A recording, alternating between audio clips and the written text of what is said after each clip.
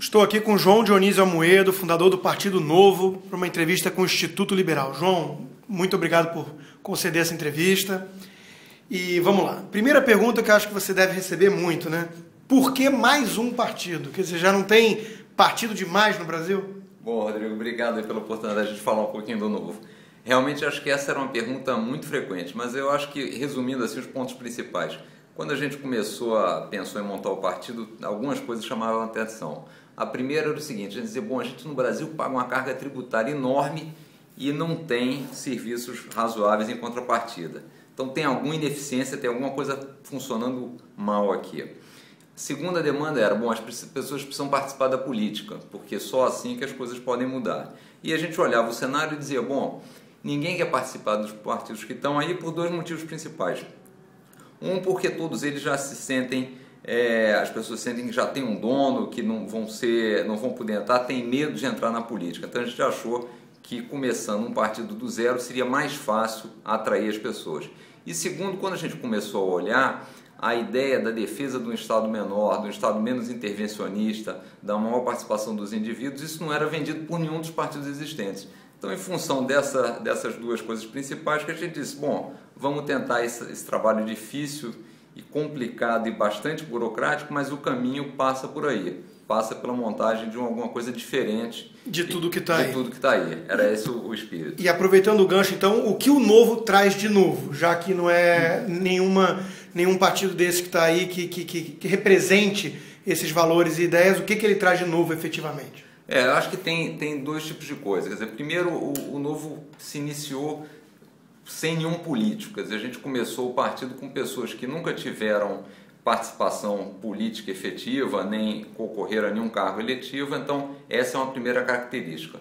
A segunda característica, dentro do próprio Estatuto do Novo, a gente procurou fazer algumas coisas diferentes. Quer dizer, de fato, o partido passar a ser um pouco responsável pelas pessoas que ele está candidatando, das pessoas que ele está dando suporte. Então, no Estatuto do Novo tem alguns diferenciais, isso está mais claro no site, mas diferenciais que não existem nos partidos, segregando até a gestão partidária da gestão pública, né? E o terceiro era esse ponto de, olha, o Estado é muito intervencionista, dificilmente alguém vai para lá defender que o Estado deva ser menor, porque você quando vai, você quer ter mais poder, você quer ter mais participação e até acho que as pessoas tendem a achar que elas vão resolver o problema das outras pessoas. Então esse conceito de você devolver ao indivíduo e fazer a venda de um Estado e trabalhar para que o Estado menor é um negócio que estava muito pouco presente aí nas opções que a gente tem hoje. Então por essa linha que a gente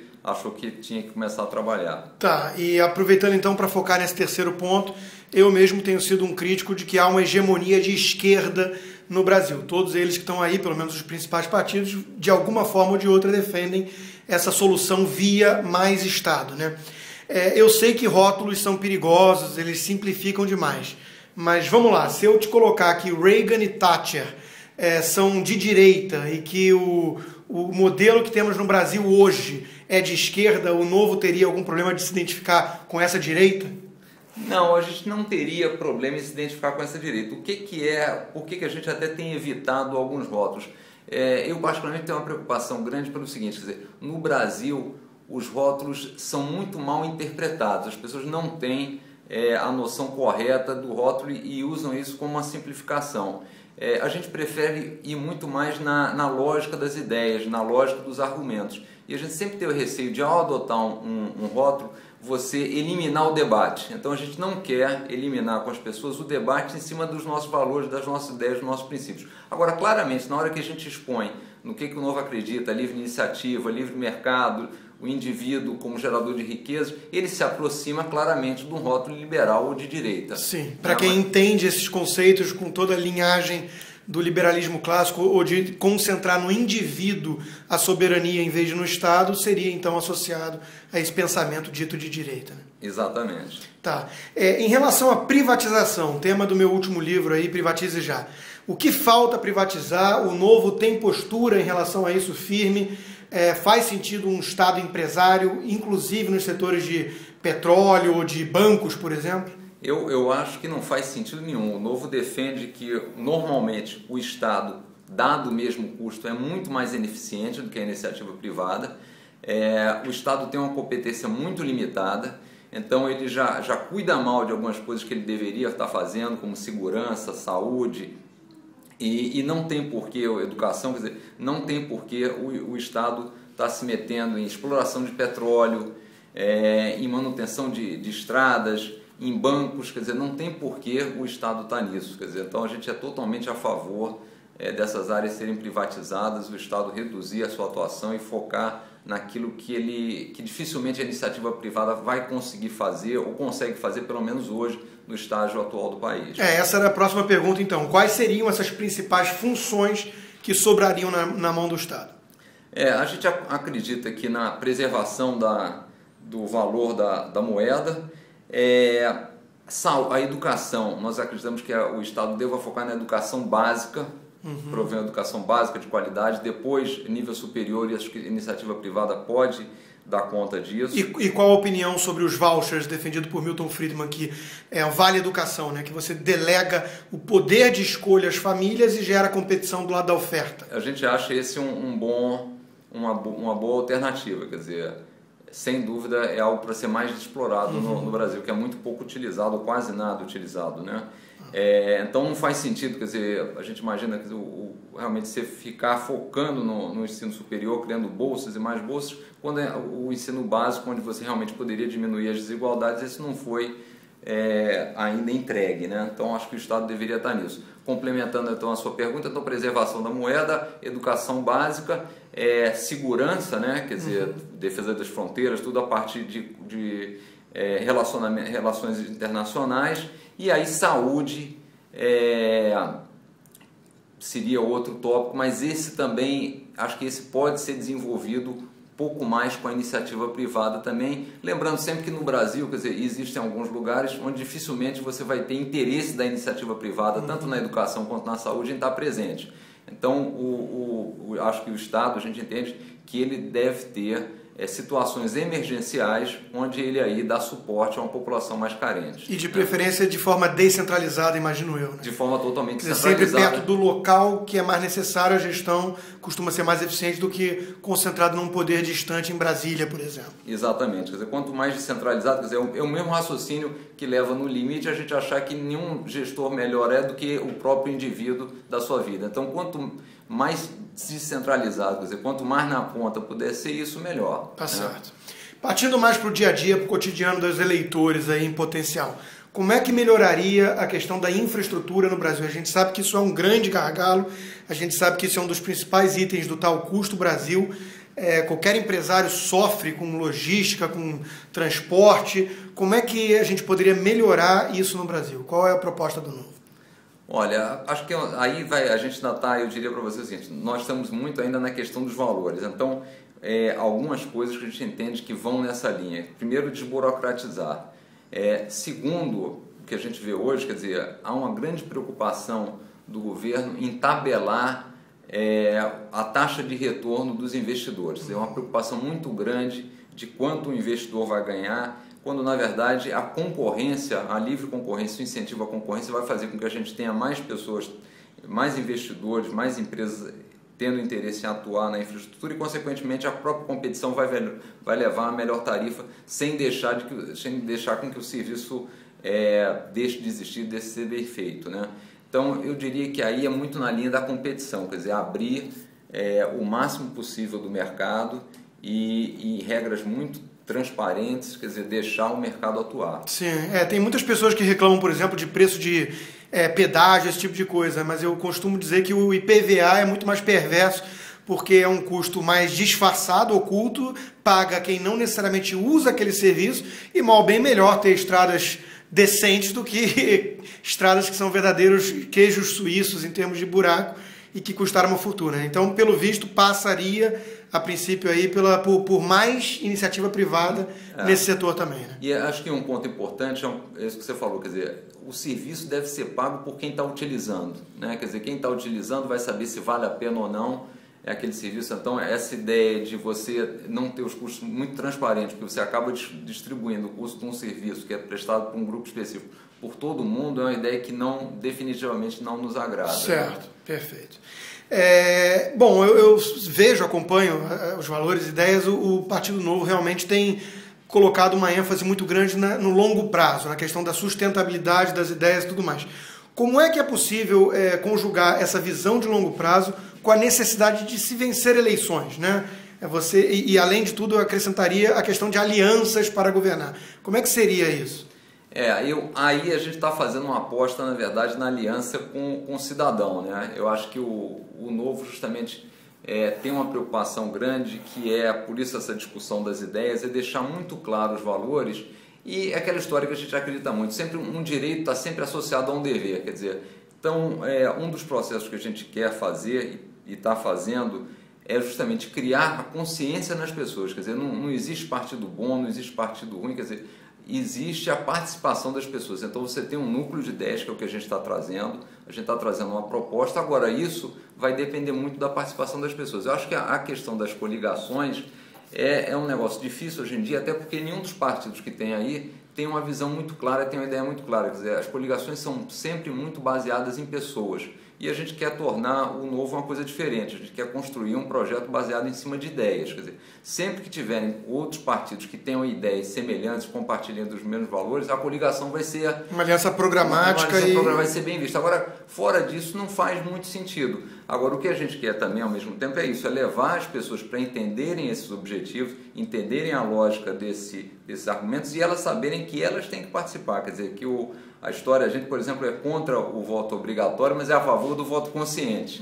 Né? Então, é muito nessa linha. Tá certo. Quais seriam os limites da liberdade individual? O Partido Novo tem colocado um foco muito grande nessa questão da liberdade do indivíduo. Como é que a gente encontra um limite? Eu sei que a pergunta é complexa, não dá para responder de forma tão resumida, mas como é que seria assim, esse limite entre a liberdade individual e a vida em sociedade? Como exemplo, para a gente poder tornar mais concreta a questão, eu pensaria na recente aí Marcha das Vadias, que fez aquela coisa toda que afrontou a crença alheia e em próprio local público, né, praticou atos muito questionáveis. Até que ponto vai essa liberdade do indivíduo e a necessidade de um mínimo de ordem e vida em sociedade?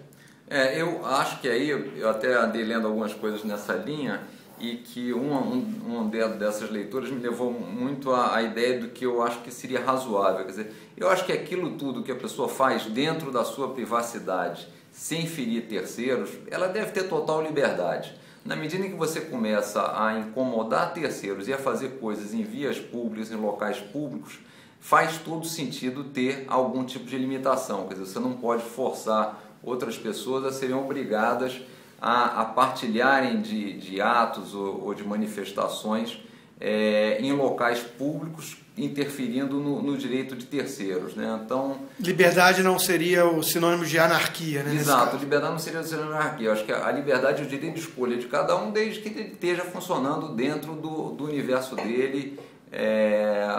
De fato, senão as coisas não funcionam. Quer dizer, acho que esse é o preço de você viver dentro de sociedade. Quer dizer, então, você pode escolher viver numa ilha deserta e fazer o que quiser, mas na medida que você vive dentro de sociedade, alguma limitação você acaba tendo. Sim, perfeito.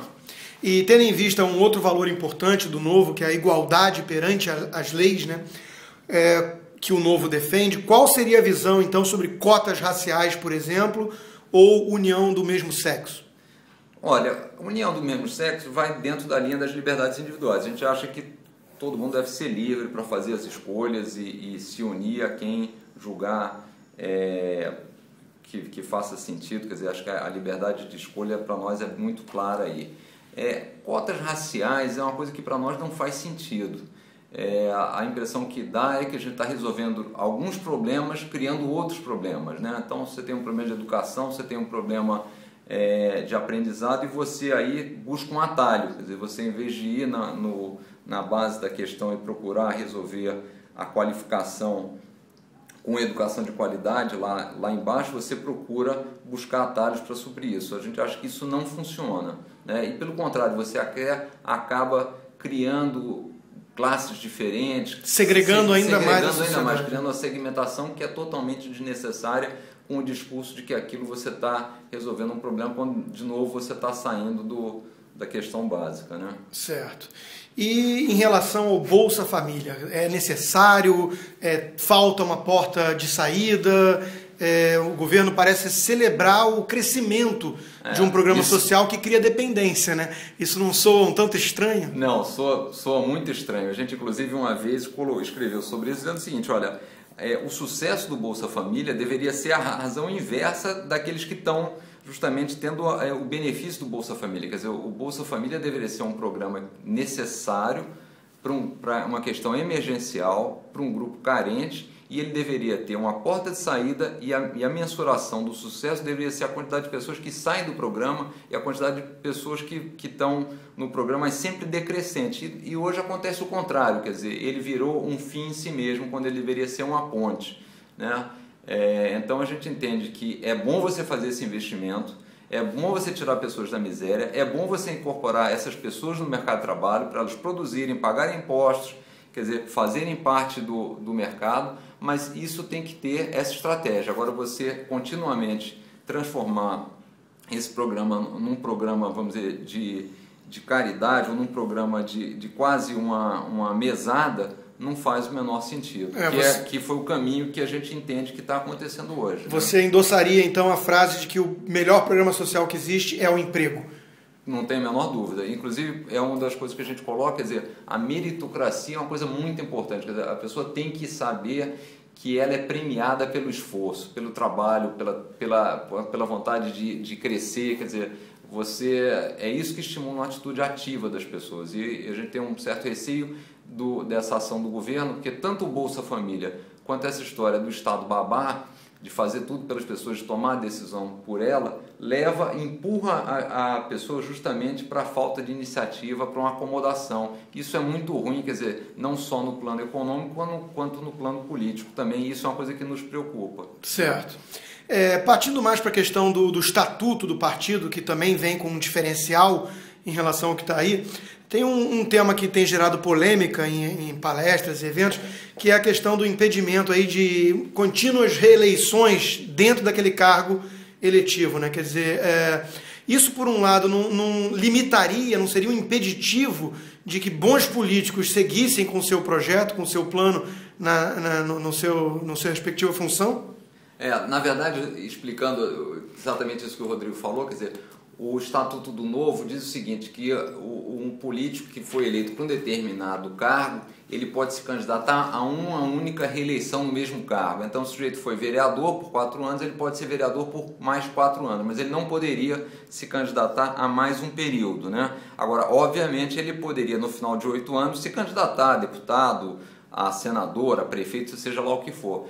Nós entendemos o seguinte, quer dizer, que mais importante do que você perpetuar ou ter experiência de perpetuando alguém no mesmo cargo é você oxigenar o processo, você trazer pessoas novas. E, de novo, como ele pode se candidatar a outros cargos, ele pode ter uma evolução natural dentro da política, mas a gente não entende que não deveria consolidar, até porque, no nosso conceito, a política não deveria ser uma profissão. Ele deve ter uma profissão e ele participa da vida política, exerce 1 ou 2 mandatos, seja lá o que ele tiver interesse, mas a gente não deveria perpetuar isso justamente para forçar uma renovação dos quadros e uma oxigenação, que eu acho que é uma coisa muito ausente hoje em dia. Quer dizer, na hora que você vai vendo o cenário político hoje, você vê que é uma coisa que faz falta essa renovação nos últimos anos. Certo. E em relação também à questão do dízimo, né? Quer dizer, aquela contribuição partidária que os políticos todos são obrigados hoje a dar aos seus partidos. Como é que o Novo encara isso?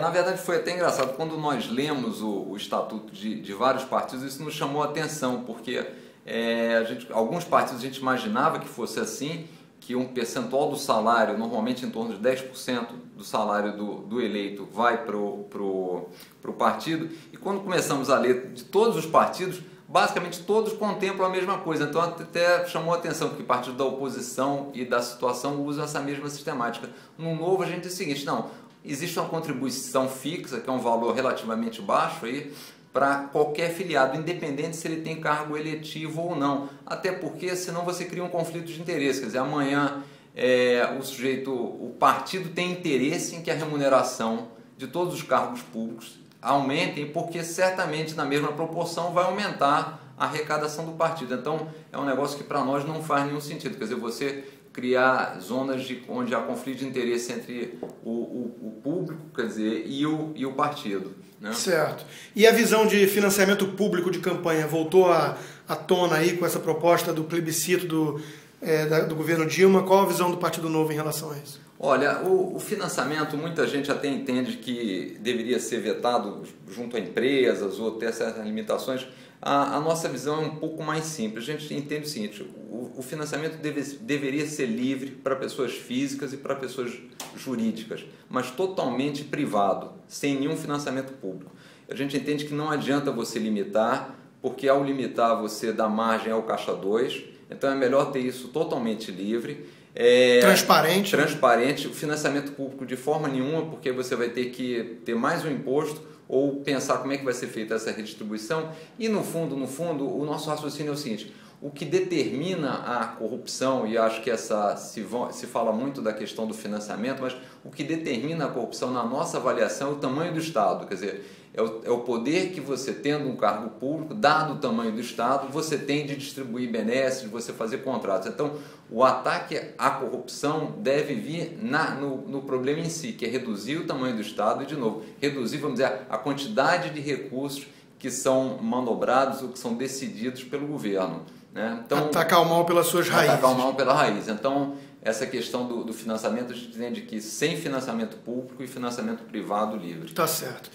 Quais as propostas, a princípio, do partido para reformas necessárias para o Brasil, aí, principalmente trabalhista, tributária e previdenciária? Eu sei que numa resposta de 2 minutos não tem como abranger tudo isso, mas uma ideia, pelo menos, da direção que vem na cabeça. Olha, na direção, por exemplo, vamos na trabalhista inicialmente, quer dizer, a gente entende que precisa flexibilizar a trabalhista, que no Brasil é muito amarrada. Então, só para dar um exemplo básico, quer dizer, fundo de garantia. Fundo de garantia, a empresa acaba depositando 8% do seu salário, esse dinheiro é muito mal investido, rende muito menos que a poupança, né, e você, teoricamente, tem uma poupança forçada. Então, fica a questão, precisa que de fato o trabalhador precisa que uma poupança forçada seja feita por ele, pelo governo, precisa que isso seja feito em taxas muito baixas e esse dinheiro seja mal aplicado. Quer dizer, por que não deixar o fundo de garantia como uma coisa opcional, por exemplo? Então, essa já seria uma linha que a gente adotaria. Olha, o fundo de garantia deveria ser opcional. O trabalhador decide se ele quer fazer aquele recolhimento, e outra coisa, ele deveria ter a opção de não aplicar esse recurso só na Caixa Econômica. Por que ele vai aplicar só na Caixa numa taxa baixa? Por que ele não tem a opção de aplicar isso no banco que ele desejar, no fundo que ele desejar? Né? A parte tributária, de novo, o pagador de impostos no final é sempre o indivíduo. A gente não pode imaginar, como já dizia o Milton Friedman lá atrás, que uma empresa paga imposto, um prédio paga imposto. Quem paga imposto é o indivíduo, ou é o acionista, ou é o trabalhador, ou é o consumidor. Então, uma cadeia tributária que deixasse isso mais claro e que também levasse a tributação muito mais ligada ao consumo, nos parece que faz mais sentido do que você ter uma série de impostos. Outra coisa, na mesma linha que a gente já defendeu, quer dizer, a tributação deveria também ter uma distribuição muito mais centrada no local onde é arrecadado, quer dizer, não, por que concentrar tudo isso no governo federal para depois redistribuir, quer dizer, por que isso não fica na base? O que transforma, inclusive, prefeitos e vereadores em reféns de Brasília, né? Toda hora a gente vê que eles têm que ir lá passar o chapéu para mendigar recursos que, teoricamente, deveriam ser mais voltados a questões locais. Né? Exato, e aí você acaba criando um balcão de negócios, quer dizer, o prefeito se vê numa situação de ter que negociar apoios e outras coisas para justamente atender as demandas básicas. E na Previdência, a gente tem que pensar muito na parte privada. A gente sabe que você tem uma série de mudanças demográficas, está mudando essa parte quer dizer, as contribuições podem não ser suficientes para o que tem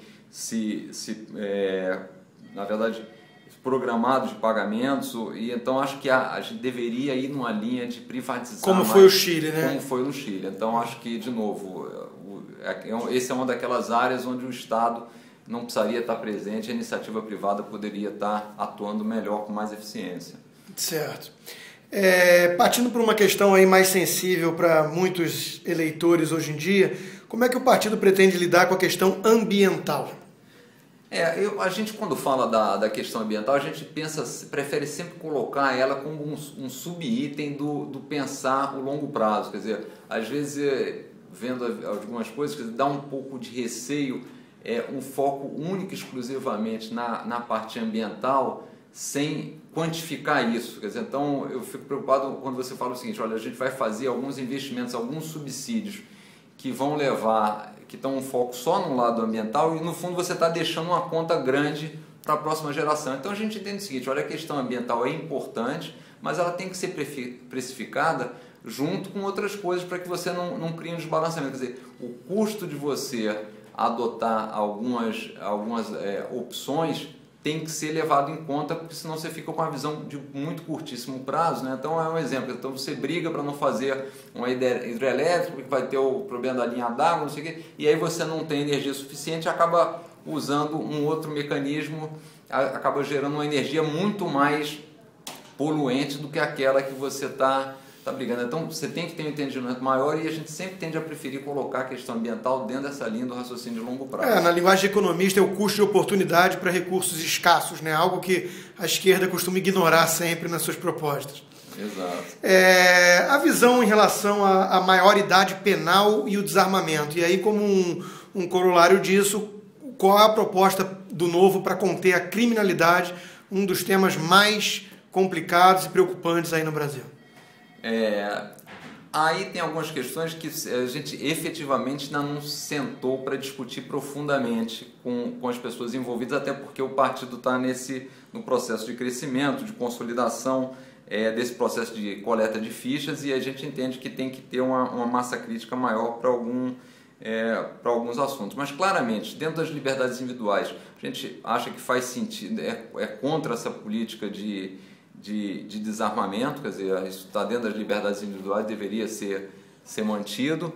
Você perguntou mais... Na maioridade penal. Maioridade penal. Quer dizer, lembrando que no Brasil hoje um sujeito de 16 anos ele já pode votar, tem propostas de que ele possa mudar de sexo usando o SUS, mas se ele colocar uma bala na cabeça de alguém inocente, ele é tratado como uma criança indefesa pelo próprio ECA, né? Para nós é incoerente. Quer dizer, de fato, o sujeito ter a capacidade de votar, ter o direito de votar e não ter de novo a responsabilidade. Então pelos atos que faz. De novo, aquela história de responsabilizar o indivíduo. Responsabilizar o indivíduo. Então a gente muito provavelmente seria favorável a isso. A redução. E a questão da criminalidade é mais na linha de entender o seguinte: tem uma discussão até mais filosófica, né, que separa muita gente. Uma vertente tida como mais de esquerda, que encara o crime como um problema social, quer dizer, é fruto da miséria, é fruto da falta de oportunidades. E tem uma outra linha associada à direita, que entende que os incentivos importam, e se você não tiver punição para atos criminosos, você vai estar estimulando eles. Então, mais ou menos entender como é que se situaria o Novo nesse espectro político. A gente entende o seguinte: as leis têm que ser aplicadas de forma rigorosa e no prazo adequado, né? Quer dizer, uma justiça muito lenta, a não aplicação das leis. A gente também não compra muito essa ideia de que os crimes acontecem por uma questão social, são explicáveis por aí. De novo, a prisão e a aplicação das penas, acho que é o melhor caminho para a gente reduzir a criminalidade, né? Perfeito. Bom, estamos chegando ao fim aí, João. Eu queria só fazer um ping-pong rapidinho. Eu digo o nome e você dá uma ideia assim do que você pensa, né? Marina Silva. Eu tenho dúvidas sobre a capacidade de tomar decisão da Marina. Acho que não é uma pessoa acostumada a tomar decisão, e acho que qualquer pessoa que tenha no cargo executivo tem que ter sido treinada e ter exercitado isso ao longo da vida. O Luiz Inácio Lula da Silva. Acho que já foi a época dele, né? Acho que já passou. E deixou um custo grande. E como disse a Dilma, ele e ela são indissociáveis, né? Então, acho estranho qualquer um de nós, qualquer pessoa, imaginar que ele pode ser uma boa alternativa para uma sucessão da Dilma, constatando-se que ela não está indo bem. Então, acho que estamos falando da mesma coisa. Essa é a próxima, então. Dilma. Não causa muita surpresa, quer dizer, porque as pessoas diziam que ela não era uma boa política, mas era uma boa gestora.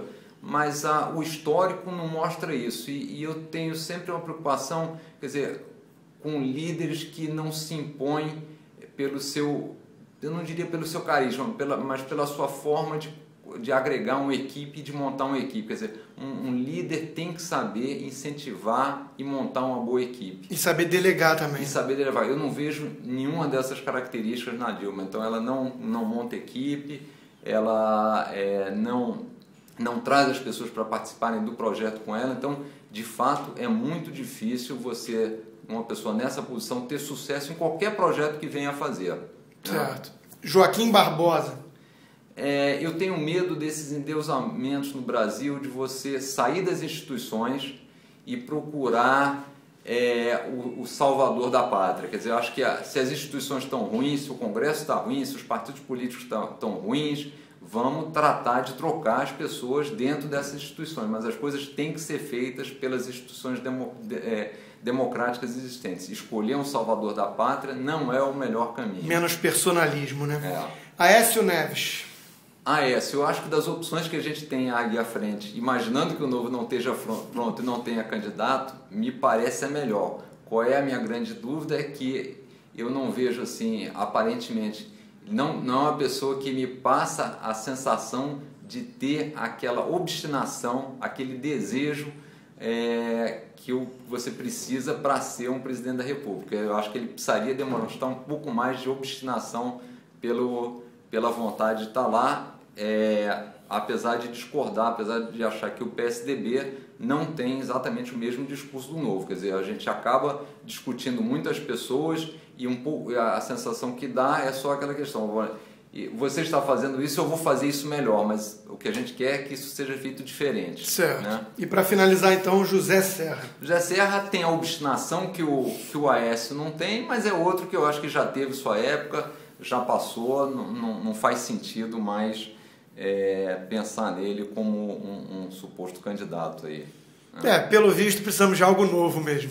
Precisamos de algo novo. Estamos trabalhando para isso aí. Tá bom. João, obrigado pela entrevista, sucesso no projeto. Obrigado, Rodrigo, foi um prazer. Um abraço a todos.